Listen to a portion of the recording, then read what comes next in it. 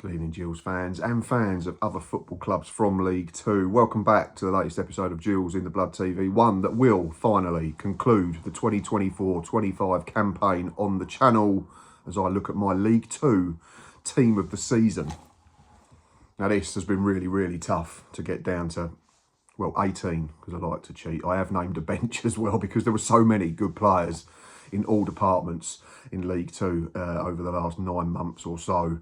So yeah, going to go through each of my starting 11 individually and why I have picked them in my team of the season. And then there will be a section at the end for those that didn't quite make the cut but have made my substitutes bench. So without further ado, let's kick this off. Been a lot of good keepers in the division since last August, but one for me has stood out and has kept a ridiculous amount of clean sheets. He was on loan in the division at a different club last season. Clear that he's still very young. Even now, he's still learning the game. He's only 21 years of age, but I'm talking about Owen Goodman of AFC Wimbledon. Played 45 times in the regular League Two season throughout the campaign. Only conceded 33 goals, 21 clean sheets in that time. So it's essentially 50% ratio, which is absolutely ridiculous. In terms of individual stuff, 72% save ratio, 90 saves in total. He's only made one error leading to a goal in 45 appearances. Much improved, like I say, on last season's loan at Colchester United, and was super solid in both games against the Gills, as Wimbledon only conceded once. So yeah, my goalkeeper for 24-25 is AFC Wimbledon's Owen Goodman. At right back, I've gone for a man who was crowned champion of League Two in the past couple of weeks. So that's a very obvious clue. I'm talking about Doncaster Rovers' Jamie Sterry. Sterry made 41 appearances across the campaign. He contributed 9 clean sheets, but going the other way, there was also 2 goals and 7 assists as he helped Rodoni climb back into League One. 71% pass ratio from right back is absolutely superb. 70 tackles made across the campaign, 123 ball recoveries made as well. And obviously it's that combination up the right-hand side, him and someone else who might be mentioned later in the video, that have played a huge part in Rovers winning the title. Yeah, clean sheets in both games against the Gills, as they beat us 1-0 on each occasion. Had a rating of over 7 in each fixture against us. And yeah, just a really unsung hero for the champions. So my pick at right back is Doncaster Rovers' Jamie Sterry. My pick for right centre-back is a man who I think made my bench this time last year, and he's come on again in 12 months. Moved on from the club that he played for in 23-24 last summer, but has had another super solid season in League Two. Contributes at both ends of the pitch. He's made 46 appearances. There's been 10 goal contribution from Swindon Town's Will Wright. He scored 7 goals and provided 3 assists. Scored an absolute beauty at the Priestfield in our final home game of the season, the sod. Contributed 11 clean sheets from his 46 games. There was 248 clearances, 184 ball recoveries, and Will Wright was in the team of the week on the website that I use on 6 occasions throughout the season. Like I said, much improved since leaving us in 2023. We deemed him not good enough. He then went to Crawley Town and got promoted. For some reason, they allowed him to leave, and he dropped back into League Two with Swindon. He's had another stellar campaign, makes his mark at both ends of the pitch, like I say. So my pick for right centre-back is Will Wright of Swindon Town. On the left-hand side, I've gone a little bit rogue because I wanted to get my left-back in, because this player is equally adept as playing as in either role. There's a couple of options. I could have gone for Mickey Dimitri or could have gone for Jacob Badeau, both who've had really strong campaigns for Crewe and Notts County respectively. But I've gone for a man whose team are in the playoffs, are in the final, perhaps shouldn't have been in the playoffs, should have really won the league. I'm talking about Walsall's Taylor Allen, who's made 45 appearances in League Two this season, 14 clean sheets and 10 goals, plus 7 assists. Absolutely staggering numbers for a defender.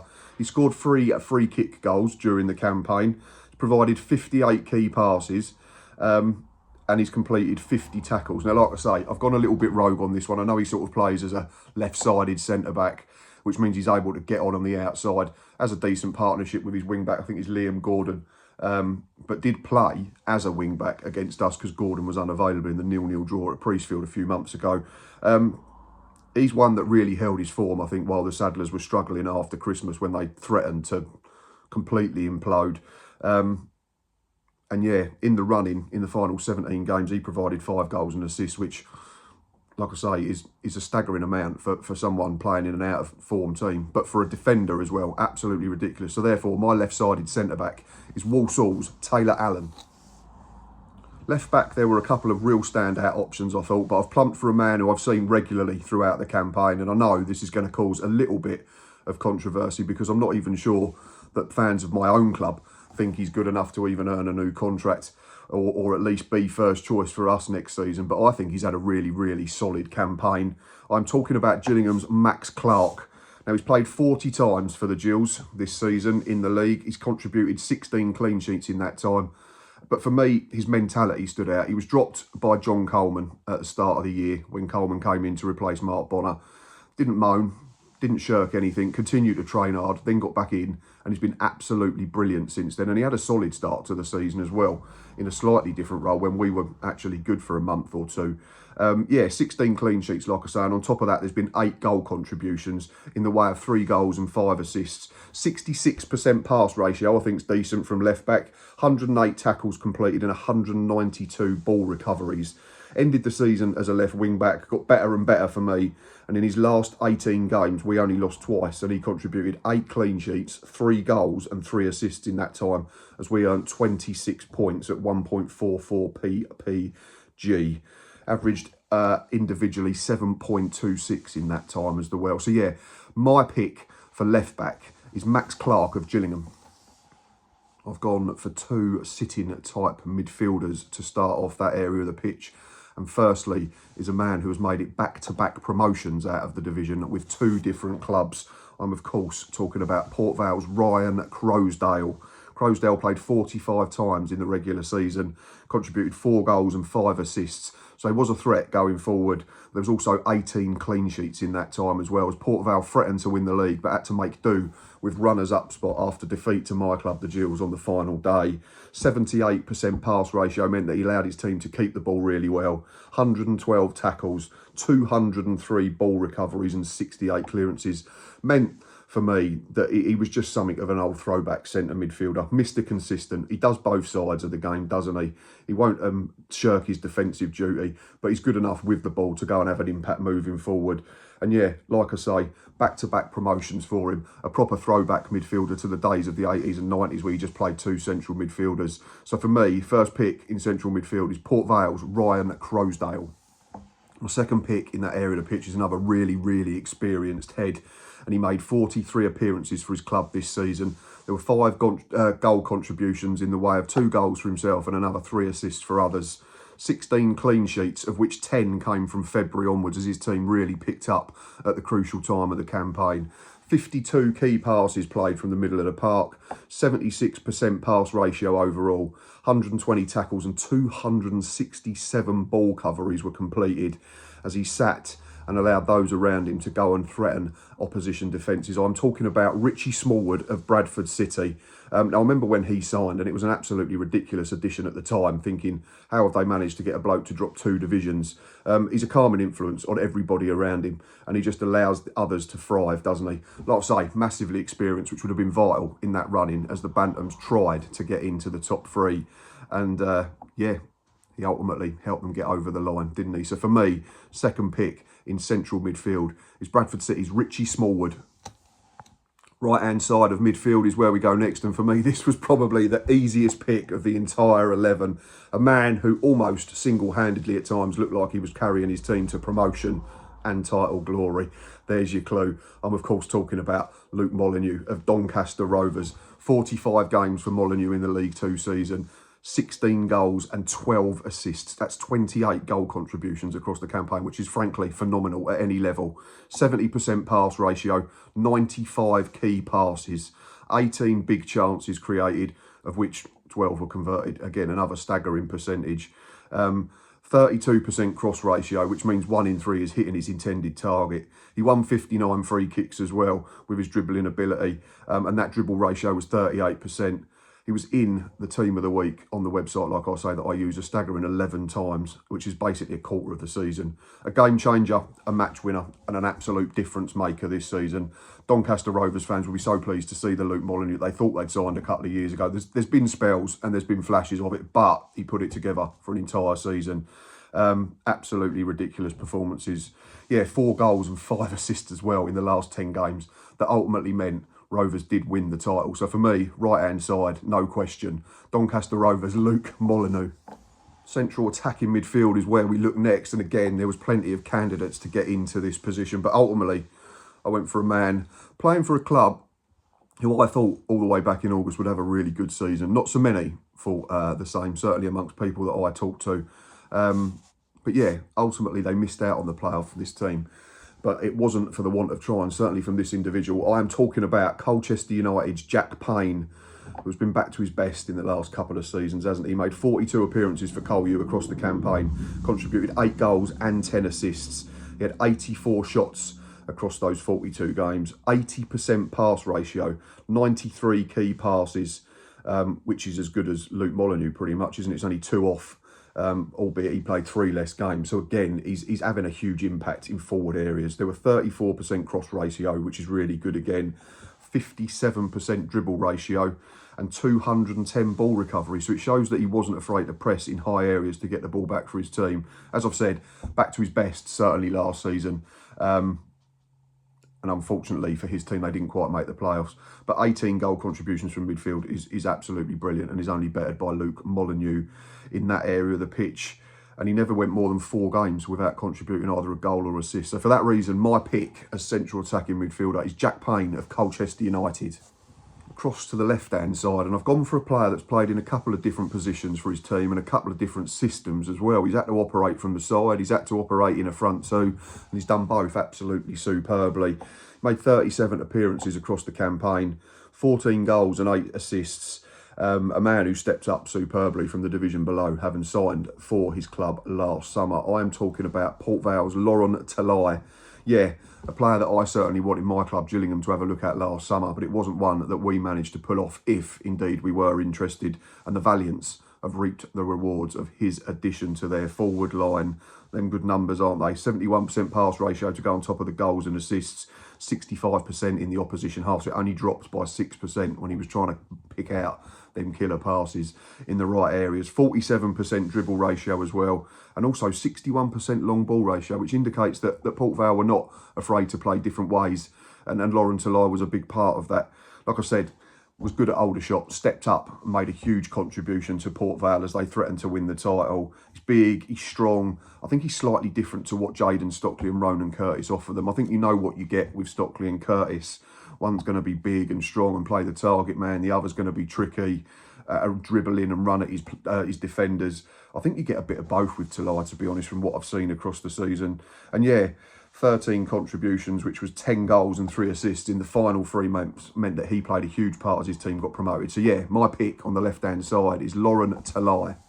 Centre forward is my final position in this season's Gills in the Blood League 2 Team of the Year. For me, there was only one man. I could have gone for a player that had been in the sides of those that have been promoted. But what this fella did, considering, and here's the big clue, it was his first season in the EFL and at 32 or 33 years of age, is absolutely staggering. I'm of course talking about Michael Cheek of Bromley. 45 appearances, 25 goals and 7 assists. He took 95 shots during the campaign and he had a 26% conversion ratio. For me, Cheek is the absolute definition of penalty box striker. You're not going to see him running back, making loads of tackles. You're not going to be seeing him pinging 60-yard diagonals. But what you're going to get from Michael Cheek is if the ball's played into him, he's going to hold it up, he's going to link the play, and when the ball's in the box, he's going to sniff out a chance and sniff out a goal. Absolutely incredible debut season in League 2. I've written down proper penalty box striker. All goals for inside the penalty area. And yeah, he scores different types, doesn't he? He's of his 25 goals on the website that I use, 15 right foot, 5 left foot and 4 header. So I'm not sure what the other one was. Answers on a postcard. But yeah, for me, there was only one pick to be centre forward, and that of course was Bromley's Michael Cheek. On to the substitutes bench now, which I've done in a way that means we're trying to be functional if this team was making changes. So I've got goalkeeper, 2 defenders, 2 midfielders, 2 attackers. And we will start with the shot stopper, who was very unlucky not to make it into my team. 46 appearances, 21 clean sheets, 110 saves and a 70% save ratio for a man whose team missed out on the playoffs in the last couple of weeks. I'm talking about Colchester United's Matt Macey. And then if we move into defence, I've got a man who played for a team that will be going to Wembley. David Akagbu of Walsall, 44 appearances, 2 goals and 5 assists, plus 12 clean sheets, 123 ball recoveries and a 62% one of his aerial duels throughout the campaign. I mean, he makes it into my substitutes bench, along with Denver Hume at left back of Grimsby Town. Only 10 clean sheets in 45 appearances, which might have a big say in why Grimsby ultimately missed out on the playoffs. They did score a lot, but they did concede plenty as well. But he provided 12 assists from left back, which is absolutely phenomenal. 95 key passes is midfield-esque and 77 tackles.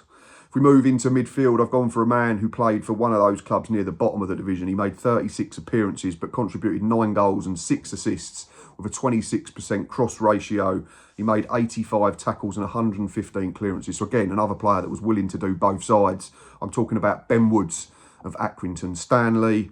My second midfielder played for another side that struggled at the wrong end of the table, but he had a really good campaign individually with 11 goals and 4 assists from 46 appearances. And this was in a side that didn't score many, generally. 74% pass ratio, of which 65% were made in the opposition half. So that ratio didn't drop too much when he was in tricky areas. 161 ball recoveries, 38% dribble ratio. So my second midfielder on the subs bench goes to Tranmere Rovers' Omari Patrick, and the 2 forwards. I've gone for one who can play as a 9 and can play as a 10. The Benjamin Button, it seems, of the EFL, unfortunately was not available for the second leg of his club's playoff game, which ultimately had a huge impact on them not making it to Wembley. I'm talking about Notts County's David McGoldrick, who made 35 appearances, 20 goal contributions in the way of 17 strikes and 3 assists. He was in the team of the week 9 times, 80% pass ratio, which was still at a staggering 73% in the opposition half. He's probably one of them that we'd label too good for the division. 57% dribble ratio as well for Didsey. So yeah, he's my first striker, David McGoldrick. And the final place on the bench goes to a player that I think he's learning now that if he stays on the pitch, he's very, very good. I think it's always followed him around that he seems to be a problem player in the fact that he gets sent off. There was only 1 red card this season, which was really good. But in terms of other numbers, 39 appearances, 18 contributions in the way of 15 goals and 3 assists, 66% aerial duels won and 98 clearances meant that he was good in both boxes. Again, a very even split on the type of goals he scored with 5 right foot, 5 left foot and 5 headers. I'm talking about Harry Smith of Swindon Town. So there you have it. My 24-25 team of the season for League 2 is complete. Plenty of good players in there. Plenty of good players that had to sit on the bench. Plenty of good players that have not made it at all. Remember, it's just an opinion. Please don't abuse me if your players are not in there and if you think I've got it wrong. That's absolutely fine. I don't mind you thinking I've got it wrong. Tell me in the comments down below. Let me know on X. Let me know on Instagram. You can find me on as well. But it is just an opinion. So there is no right or wrong, is there? Let me know what yours would have been, perhaps. And whether you want to make a bench as well. I like to cheat and bend the rules. It's my show. So we're allowed to do what we want in that sense, aren't we? But as always, the most important thing, if you're still watching at this point, thank you for doing so. It is highly appreciated. Please consider, if you're a Gills fan or a fan of another club, please consider hitting that like button. And please consider pressing subscribe. We're going to be trying to be bigger in 25, 26. Talks are underway about a potential new show. But I do need to talk to someone about that who has said he is interested. But anyway, that's enough of me waffling on. As I've already said, thank you for all the support throughout the campaign from Gills fans, opposition fans and everybody else who's got involved, whether it's a score prediction, coming on as an opposition fan to preview a game, telling me I'm wrong, telling me I'm right, telling me anything else. It's all great fun, isn't it, if done the right way. So thank you so much. I am going to be away for a week, so content will be slower on the channel. And then afterwards back and hopefully building up towards the new season because it will come around quickly. But as I've said, thank you very much for all the support. And most importantly, up the Gills.